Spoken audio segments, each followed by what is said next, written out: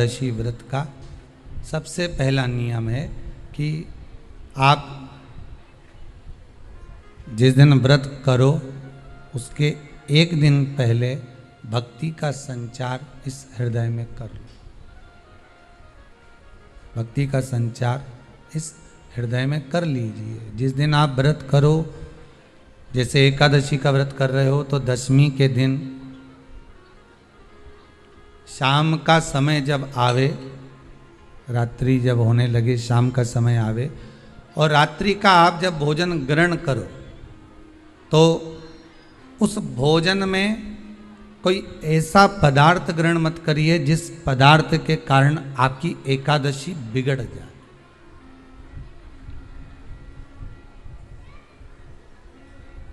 कोई बेकार भोजन हमें ग्रहण नहीं करना,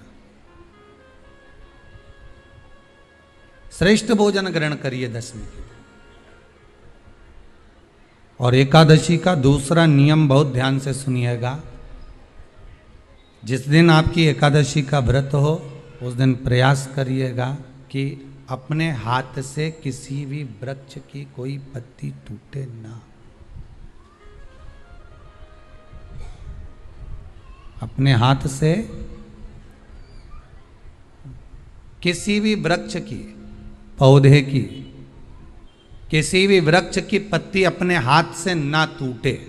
बहुत ध्यान दीजिएगा महाराज। एकादशी का ये दूसरा नियम है कि अपने हाथ से किसी पौधे की, किसी वृक्ष की, किसी डाली की कोई पत्ती टूटे ना, कोई पत्ती ना टूटे, इसका प्रयास करिए।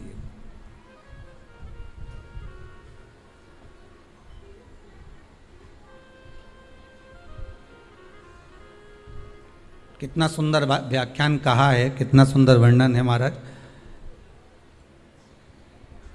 कि मात्र एकादशी का व्रत कर लेने पर, मात्र एकादशी का व्रत कर लेने पर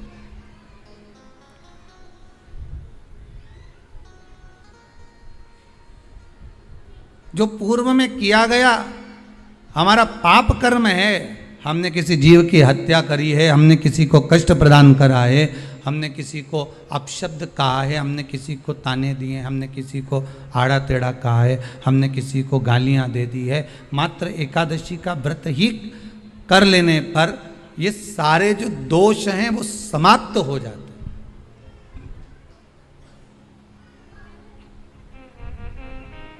सारे दोष हमारे समाप्ति पर आ जाते हैं।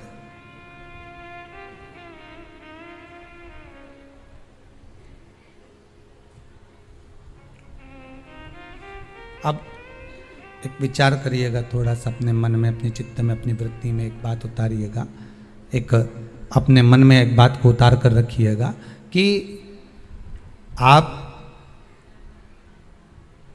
अपने पाप को, अपने पाप कर्म को जिस दिन क्षीण करने वाले हो, समाप्त करने वाले हो, अपने पाप को आप जिस दिन समाप्ति पर लेकर जा रहे हो तो उसके एक दिन पहले आपको प्रसन्नता होना चाहिए कि नहीं होना चाहिए कि कल मेरा पाप कटने वाला है, कल मेरा पाप समाप्त होने वाला है।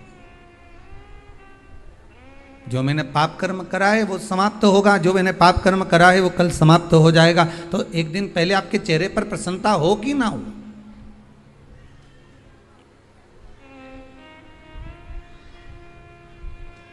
और चेहरे पर वो प्रसन्नता आपके आना चाहिए कि कल मेरा एकादशी का व्रत है, आज दशमी है, कल एकादशी का व्रत है, तो कल मेरी जब एकादशी का व्रत रहेगा तो मेरा ना जाने कितना कितना पाप, कितना कितना असत्य, कितना कितना झूठ, कितना कितना प्रपंच वो समाप्त हो जाएगा। इसमें मुझे प्रसन्नता हो, इसमें मुझे आनंदता हो।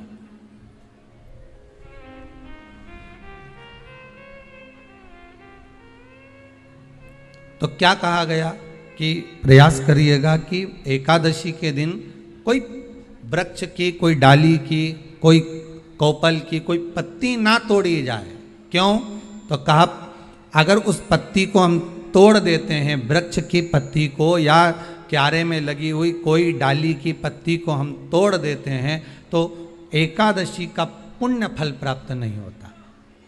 एकादशी का कोई फल हमारे खाते में नहीं जाता, पुण्य फल प्राप्त। अब फिर भले तुम चाहे तुमने मोरधन खाया हो, चाहे तुमने फिर चिप्स खाई हो, चाहे तुमने फिर व्रत का कितना ही सामान खा गए हो और तुमने सोचा कि आज मेरी एकादशी है, तो फिर उसका कोई फल प्राप्त नहीं है, उसका कोई सुख प्राप्त नहीं है आपको, फिर उसका कोई आनंद प्राप्त नहीं है आपको, फिर उसमें कोई आनंद की अनुभूति आपको नहीं मिल रही है।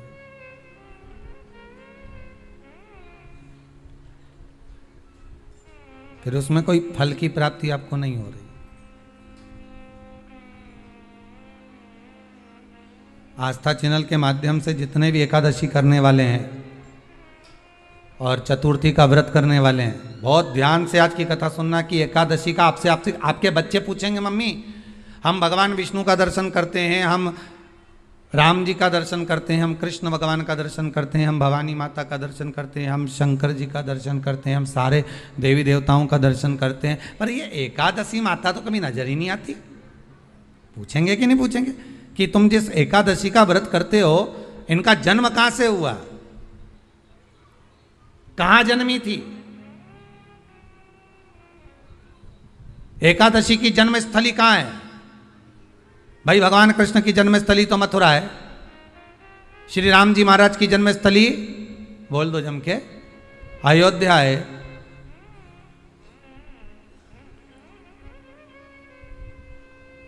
कोई आपसे पूछ ले कि एकादशी की जन्मस्थली कहाँ है, तो आधे लोग तो बाल खुजाने में लग जाएंगे कि एकादशी आखिर पैदा कहाँ हुई थी, जन्म कहाँ लिया था, इसका जन्म हुआ कहाँ था, कहाँ जन्मी थी ये।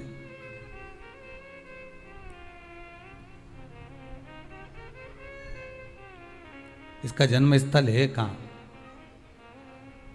और अगर मान लो जन्म स्थल एकादशी का है,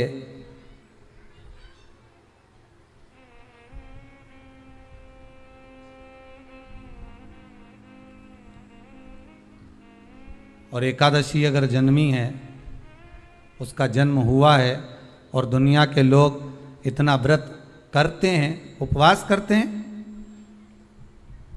तो फिर इसका जन्म स्थल कहां होगा? तो कहा इसका जो जन्म स्थल है वो बद्रीनाथ। कहां पर है? बद्रीनाथ। और उस बद्री विशाल में भी एक गुफा जिसका नाम है हेमवती। क्या नाम है? हेमवती। उस गुफा में एकादशी का जन्म स्थल है। बद्री विशाल में हेमवती गुफा, जो 12 योजन अंदर प्रवेश करने जितनी है, 12 योजन की गुफा के अंदर, हेमवती के अंदर एकादशी का प्रागट्य हुआ था, एकादशी का जन्म हुआ था।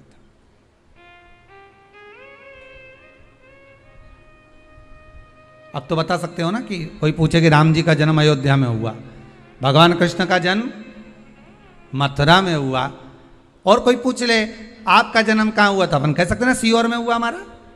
और आपसे कोई पूछे कहाँ हुए, तो कहीं इंदौर में हुए, कि देवास में हुए, कि भोपाल में हुए, कि मुंबई में हुए, कि पूना में हुए, आपका तो बता दोगे। पर बच्चे आपसे पूछ ले, मम्मी तू इतनी एकादशी का व्रत करती है, एकादशी का तू व्रत करती है, और सबको करा देती है कि वल्लभ कुल की एकादशी करो, भले बकरी जैसे चरो पर एकादशी करो, और सबको एकादशी कराया, तो कोई पूछ ले कि एकादशी का जन्म कहाँ हुआ था, तो आप कह सकते हो कि बद्री विशाल में, हेमावती में, बद्री विशाल के हेमवती गुफा के अंदर जो 12 योजन की गुफा है, उस गुफा में एकादशी का जन्म हुआ। कब हुआ?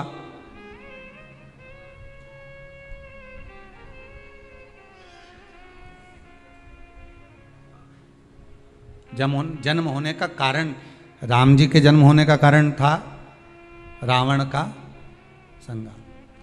भगवान कृष्ण के जन्म होने का कारण था कंस का संहार। नरसिंह भगवान के जन्म होने का कारण, प्रकट होने का कारण था हिरण्यकशिपु का संहार। वराह भगवान के प्रकट होने का कारण था कि पृथ्वी को जल पर लाकर ठहराना, हिरण्याक्ष का संहार।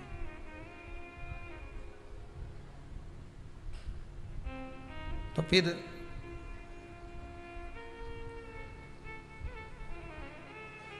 इसके जन्म का कारण क्या है? तो कहा इसके जन्म का केवल एक कारण है, सतयुग में, अब एक और बात का बहुत ध्यान दीजिएगा महाराज, सतयुग एक बार नहीं हुआ कि तुम सोचो कि सतयुग के बाद में द्वापर त्रेता आ गया, त्रेता के बाद द्वापर आ गया, द्वापर के बाद कलयुग आ। एक सतयुग नहीं है, एक त्रेता नहीं है, एक द्वापर नहीं है, ना जाने कितने कितने सतयुग निकल गए, ना जाने कितने कितने द्वापर त्रेता कलयुग, ना जाने कितने निकल गए।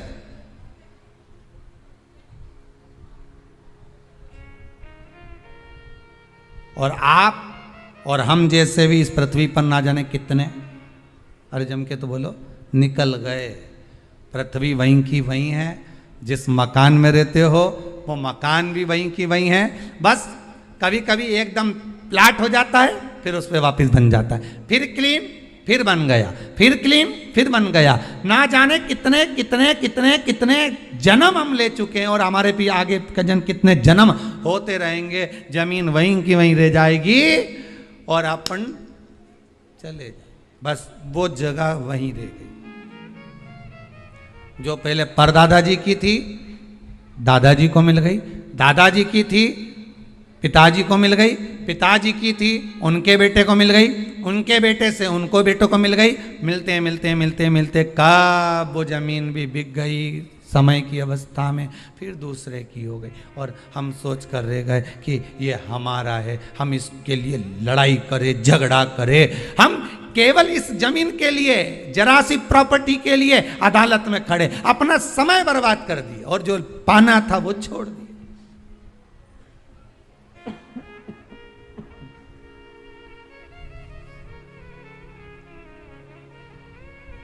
जो पाना था वो छोड़ दिया हमने।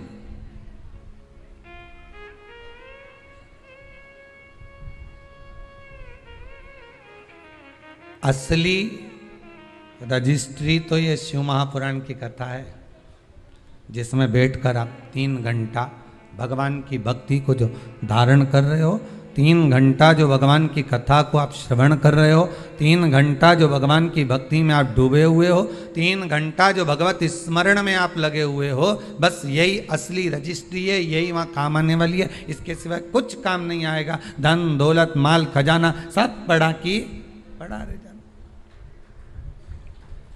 सब धरा की धरा।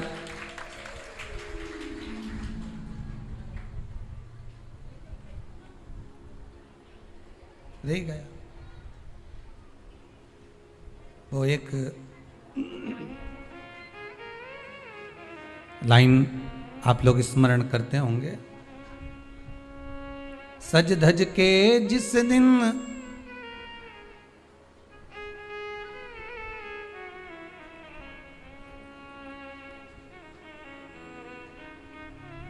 सज धज के जिस दिन मौत की शहजादी आएगी, न सोना काम आएगा न चांदी आएगा। अलमारी में धरा की धरा रह जाएगा, लॉकर में पड़ा की पड़ा रह जाएगा। लॉकर में पड़ा की पड़ा है, अलमारी में धरा की धरा है। कपड़े भी सारे घड़ी बने की बने रहे, कपड़े भी धरे की धरे रह गए और सब पड़ा रह गया। कि छोटा सा तू कितने बड़े अरमान हैं तेरे,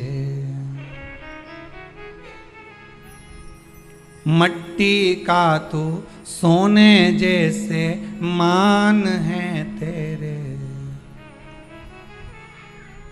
मट्टी की काया एक दिन मट्टी मिल जाएगी, न सोना काम आएगा न चांदी आएगी, न सोना काम आएगा न चांदी आएगी। सज धज के जिस दिन मौत की शहजादी आएगी, ना सोना काम आएगा, ना चांदी आएगी, ना सोना काम आएगा, ना चांदी आएगी। सब पड़ा रह जाएगा, धरा की धरा रह जाएगा, सब पड़ा की पड़ा रह गया, जीव चला गया। झगड़ा करा, लड़ाई करी, विवाद करा, खूब झगड़े पर मिला क्या? इतनी सी जमीन है, इतनी।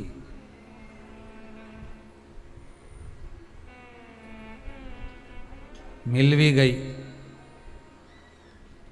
हो गया, मान लो तुमको मिल गई लड़ाई झगड़ा में। यहाँ तो शिव महापुराण की कथा कहती है कि माता पिता के आशीर्वाद से बड़ी दुनिया में कोई प्रॉपर्टी नहीं है। माता पिता के आशीर्वाद से बड़ी दुनिया में कोई दौलत नहीं है। कि जिस घर में माँ बाप की इज्जत नहीं होती, उस घर में देखना कभी बरकत नहीं होती। सही प्रॉपर्टी, सही जमीन, सही जायदाद, सही धन, सही दौलत, सही संपदा तो माता पिता का आशीर्वाद है।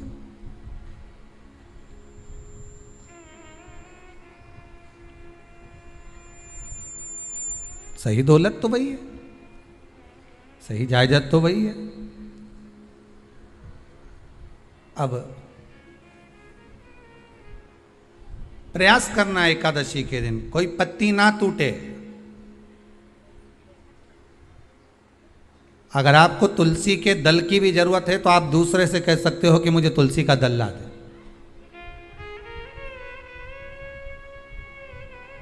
पर मेरे हाथ से मैं किसी को कष्ट ना दूं।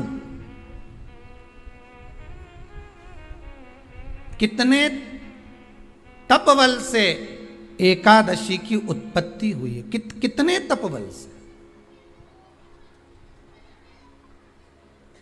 महाराज सतयुग एक नहीं आया, ना जाने कितने सतयुग आ गए। द्वापर एक नहीं आया, ना जाने कितने द्वापर। त्रेता एक नहीं, ना जाने कितने त्रेता। कलयुग ना जाने कितने हुए, और अपने जैसे भी ना जाने कितने। तो कभी कभी तुम अहंकार भी मत करना। अपने भीतर यह अभिमान नहीं आना चाहिए कि आपके बराबर कोई दान नहीं कर सकता। किसी के भीतर यह अहंकार ना आए कि हमारे बराबर कोई ये नहीं कर सकता, हमारे बराबर ये कोई बोल नहीं सकता, हमारे बराबर ये कोई होड़ नहीं कर सकता। नहीं नहीं, अहंकार को छोड़ दो।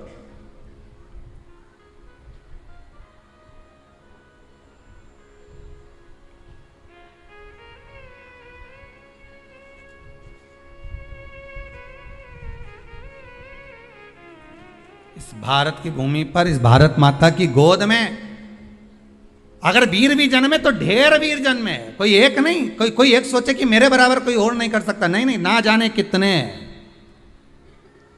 इस भारत माता की गोद में अगर दानी भी जन्मे तो ना जाने कितने। कोई ये ना सोचे कि मेरे बराबर कोई दान नहीं कर सकता। इस भारत माता की गोद में सुंदर भी जन्मे तो इतने। कोई ये ना कह सकता है कि मेरे बराबर कोई सुंदर नहीं है। और इस भारत माता की गोद में कलाकार भी जन्मे तो इतने। कोई ये नहीं कह सकता कि इसके बराबर कोई नहीं। इस भारत माता की गोद में कथाकार भी ढेर जन्मे। कोई ये नहीं कह सकता कि इसके बराबर कोई नहीं। भगवान ने पैदा करा। अभिमान नहीं होना चाहिए, अहंकार नहीं होना चाहिए। ना जाने कितने हों।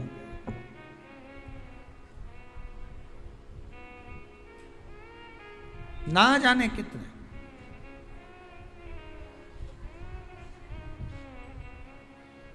बस हो सकता है सतयुग, त्रेता, द्वापर, कलयुग भी जो अनेक हुए तो हम भी अनेक होंगे। हम भी ना जाने कितने होंगे। सतयुग की कथा है।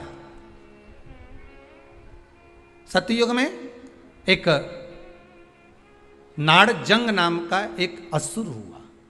देखिए, एकादशी के जन्म की कथा शायद आपने जिंदगी में कभी सुनी ना सुनी जीवन में, पर इस जीवन में मनुष्य की देह प्राप्त कर कर अगर आप शंकर की शिव महापुराण की कथा सुन रहे हो तो एक एक संवाद को अपने जीवन में उतार कर रखना, जिससे कई माताएं कहती है गुरुजी पहले हम ये चीज नहीं जानते थे, पर आपसे श्रवण कर कर ही तो कुछ मिलेगा।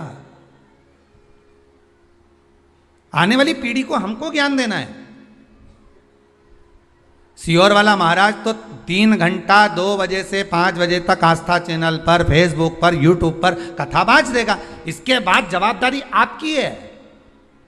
कथा सुनने के बाद जवाबदारी आपकी है कि आपके बच्चों को शाम को भोजन कराते समय, आप रात्रि को अपनी बहन से बात करते समय, आप रात्रि को अपने रिश्तेदारों से बात करते समय उनसे भी प्रश्न कर सकते हो। क्यों आज तूने कथा सुनी थी? आज अपने एकादशी के जन्म की कथा सुनी कि एकादशी कब पैदा हुई, एकादशी का जन्म कब हुआ, कौन सी जगह पर जन्मी थी। अपने को मालूम था कि राम जी कहाँ जन्मे, अपने को मालूम था भगवान कृष्ण कहाँ जन्मे, अपने को मालूम था नरसिंह भगवान कहाँ जन्मे, पर अपने को एकादशी का जन्म कहाँ हुआ ये नहीं मालूम था। आप अपनी बहन से, अपने रिश्तेदारों से बात कर सकते हो। 3 घंटे की कथा तो आप यहां श्रवण कर लेते हो आस्था चैनल के माध्यम से, फेसबुक और यूट्यूब के माध्यम से। इसके बाद की जवाबदारी आपकी है कि इस कथा का प्रसाद आप किस किस को दे रहे हो। आप कथा का फोन लगाकर किस किस को बोल रहे हो कि 2 बजे से 5 बजे तक कथा आ रही है? सुनो, व्रत शिव महापुराण की कथा है। व्रत उपवास जो अभी तक करते आए हैं उसी को सुन रहे हैं कि अब कैसे करना चाहिए। करते तो आए पर उसको करना कैसे। कहां जन्म ले लिया तो कहा महाराज बद्रीनाथ। कब जन्मी एकादशी? एकादशी का जन्म कब हुआ तो कहा एक नाड़ा जंग नाम का सुर था, राक्षस, जिसके पुत्र का नाम था मुर। क्या नाम है? मुर। मुरदैत्य। ये मुरदैत्य इतना विशालकाय था, इतना विशालकाय था, रहने वाला चंद्रावती नगर का था। कौन से नगर में रह रहा था? चंद्रावती नगर। बड़ा विशाल का।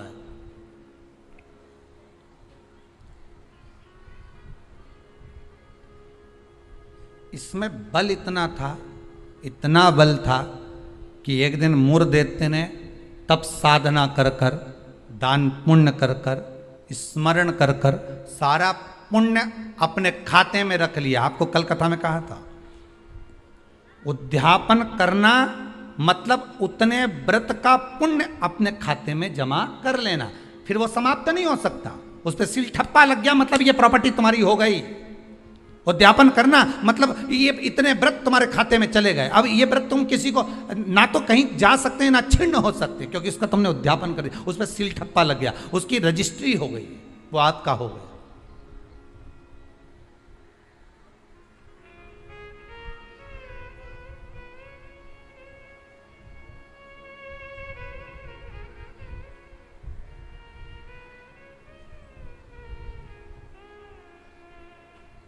अब मुरदैत्य बड़ा उपद्री था, बड़ा उपद्री, इतना उपद्री, पर साथ में वो दान भी बहुत करता था, साथ में वो पुण्य भी बहुत करता था, सत्कर्म बहुत करता था।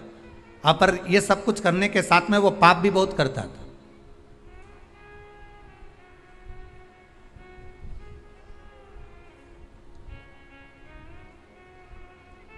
बहुत पाप करता था, पुण्य के साथ में पाप भी बहुत करता था। होता है व्यक्ति पुण्य के साथ में पाप कर भी देता है। शंकर जी के मंदिर में लोटा भर के पानी चढ़ाने गया और मन में विचार कर कर गया, बताओ अपने आप को कैसी इत्र आ रही है। दूसरे को देख के अपन तुरंत उसी समय पे पाप कर लिया। बताओ अपने आप को कितनी इत्र आ रही। अरे अरे वो इतरारे इतरान दे, तू तो अपना शंकर जी के जल चढ़ाने, हरि ओम बोलने, नमः शिवाय बोलने, अपने घर जा। तेरे को क्या करना कि इतरारी ने कई कर रही, वो करे करना। तुम तो शंकर जी भजो, शिव नाम जपो, शंकर का स्मरण करो और भगवान का भजन करके अपने घर जाओ बस। पर मुरदैत्य पुण्य भी करता था तो पाप बहुत करता था। इतना पाप कर्म था, इतना पाप कर्म था कि वो घबराए नहीं, बस पाप ही पाप में लिप्त हो जाए। समय आया, एक बार ये मुरदैत्य पहुंच गया अमरावती, अमरपुर, भगवान वैकुंठ अधिपति के उस भवन में जहां 33 कोटि देवता सदा विराजमान रहते हैं। ऐसे सुंदर आनंद में भगवान के धामों में पहुंच गया। और जिस इंद्रलोक में जाता तो इंद्र को पकड़कर जमीन पर फेंक देता। अब बहुत अच्छे से सुनिएगा महाराज। देवता ऊपर जब युद्ध करते थे और युद्ध के मैदान से नीचे गिरते थे तो मृत्यु लोक में नहीं आते थे। कहाँ नहीं आते थे? मृत्यु लोक में। पर मुर दैत्य इतना बलवान था कि देवताओं को जब पकड़कर फेंकता था तो किसी लोक में नहीं जाते थे, मृत्यु लोक में ही जाते थे। अब बल देखिए कितना प्रबल होगा। कोई लोक नहीं, ऊपर से फेंका तो डायरेक्ट नीचे।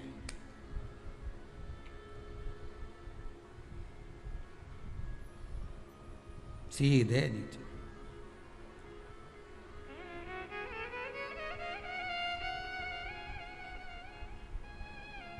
जितने लोक उतने देवता, और जितने लोक उतने देवता।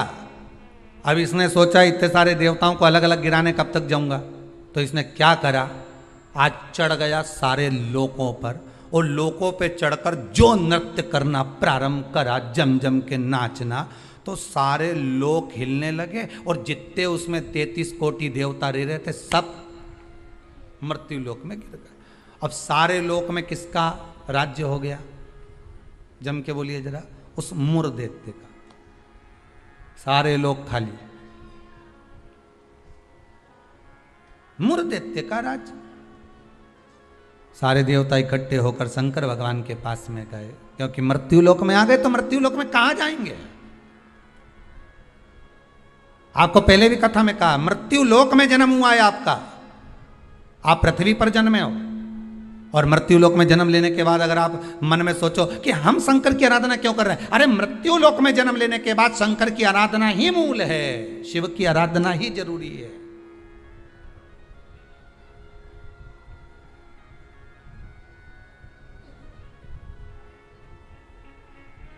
कहां जाएं, किससे कहें? बैकुंठ लोक के अधिपति भगवान विष्णु, ब्रह्मलोक के अधिपति भगवान ब्रह्मा, इंद्र लोक के अधिपति इंद्र, यमलोक के अधिपति यम, मृत्यु लोक के अधिपति महादेव है, भगवान शिव है। और अगर आप मृत्यु लोक में रह रहे हो तो आपके जीवन में अगर दुख है, तकलीफ है, कष्ट है, रोग है, बीमारी है, तकलीफ में हो तो शंकर की शरण में जाइए। सारे 33 कोटि देवताओं का चरित्र एकादशी के जन्म की कथा कर रही है, पद्म पुराण की कथा कर रही है, स्कंद पुराण की कथा कर रही है, शंकर की पावन कथा कर रही है कि देवता जब मृत्यु लोक में आ गए और मृत्यु लोक में आने के बाद उनको जब कष्ट हुआ, किसी देवता के पास नहीं गए, सबसे पहले शंकर जी के पास गए, क्योंकि जो करीब में होता है उसी को पुकारा जाता है। एक बहू पूना में रह रही है और एक बहू तुम्हारे साथ में रह रही है और तुम्हारा पेट दुखे या चक्कर आ रहे हैं तुमको, तो क्या पूना वाली को फोन लगा के बोलोगी बहुत चक्कर आ रहा है?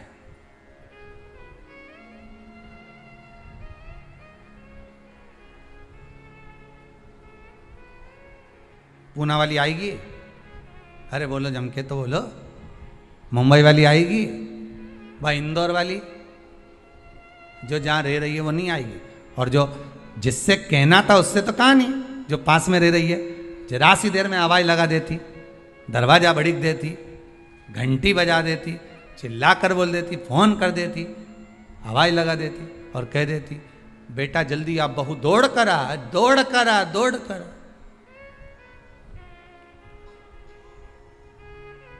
बोलो आती कि नहीं आती? कितना भी झगड़ा हो, कितनी भी लड़ाई हो गई हो, तो भी किसी को तकलीफ में है तो ऐसी कोई बहू नहीं होती जो दौड़कर ना आए। तकलीफ में होगी, भले कितना भी झगड़ा कराओ, कितनी भी लड़ाई करियो, कितना भी विवाद हो, दौड़ के आ गई। और आई तुरंत, क्या हो गया मम्मी? बस मेरे को चक्कर आ रहा है। अब तुमने पूना वाली को बुलाया, इंदौर वाली के बुलाया, बड़नगर वाली के बुलाया, ने पीपर ठौन वाली के बुलाया, ने नीमच वाली के बुलाया, सब क्या बुलाया तुमने, पर तुमने उसको नहीं बुलाया जो पास में थी।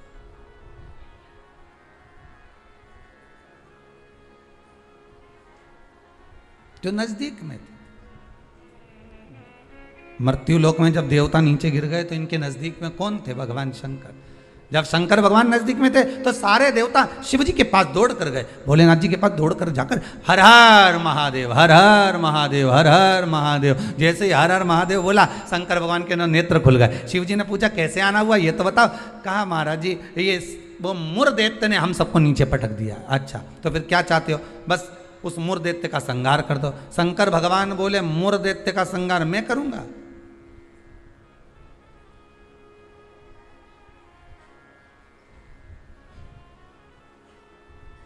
मैं नहीं कर सकता। क्यों? उसका संहार भगवान विष्णु करेंगे।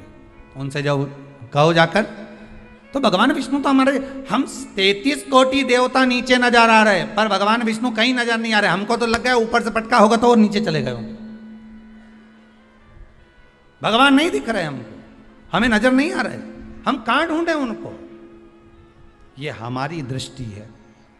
हमारी दृष्टि से भगवान को हम देखने का प्रयास करेंगे ना, भगवान नहीं मिल सकता।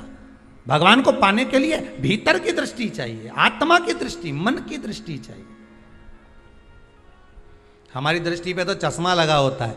हाँ, ब्लैक कलर का लगा है तो ब्लैक दिखेगा, नीला लगा है तो नीला, पीला लगा है तो पीला, हरा लगा है तो हरा। उसी तरह हमारी दृष्टि पे चश्मा लगा है, कामी होगा तो कामी दिखेगा, लोभी होगा तो लोभी दिखेगा। चोर को चोर नजर आता है, साहूकार को साहूकार नजर आता है, बेईमान को बेईमान नजर आता है, ईमानदार को ईमानदार नजर आता है, धर्मात्मा को धर्मात्मा नजर आता है, पुण्यात्मा को पुण्यात्मा नजर आता है। साहूकार को साहूकार दिखेगा, ईमानदार को ईमानदार दिखेगा, ढोंगी को ढोंगी नजर आएगा, पापी को पापी नजर आएगा, कपटी को कपटी नजर आएगा। आप जैसा चश्मा लगाए होगे, सामने वाला व्यक्ति वैसा नजर आएगा। आप अपनी आंखों का इलाज अच्छा करवाओ, सामने वाला व्यक्ति अपने आप ही अच्छा नजर आने लगेगा, अपने आप। हमारी सास तो हमेशा हमारा बुरा ही सोचती है। सास बुरा नहीं सोचती, चश्मा गड़बड़ हो गया। समझ गए? अरे बोलो तो, समझ गए ना? चश्मा गड़बड़ हो गया मतलब दृष्टि गड़बड़ हो गई। हमने देखा हमारी सास हमारा बुरा सोचती है, मतलब बुरे हम हैं, हम सोच रहे हैं बुरे। अगर अच्छा सोचते तो कह देते हाँ है तो सास ना, इन्होंने मेरे पति को जन्म दिया है, और मेरे पति को जन्म दिया। जब पति इतना प्रेम से मेरे से व्यवहार करे तो सास क्यों व्यवहार खराब करेगी? अरे बोलो तो।